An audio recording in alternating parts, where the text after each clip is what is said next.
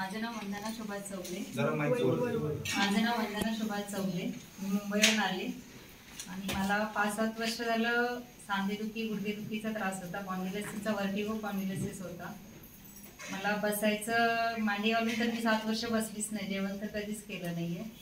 पाय लांब करून 2 घास खाल्ले की मला पाय लांब करायची गरजच होती आणि भिंतीला टेकल्याशिवाय मी जेवतच नव्हते, कुठेही बसतच नव्हते. आणि हा फ्रूट ज्यूस मला फिरोज सरांनी सजेस्ट केलं. त्याच्यामुळे 15 दिवसात मला रिझल्ट हा आलाय. मी आज पूर्ण जेवण उचता मांडी घालून प्रॉपर जेवण बसते. तसं आणि माझ्या बहिणीच्या मुलीचं वय आता 23 वर्ष आहे. तिला मानेचा नसेल तर हे त्रास होतं, रक्त पोचत नव्हतं असं सांगितलं डॉक्टरांनी.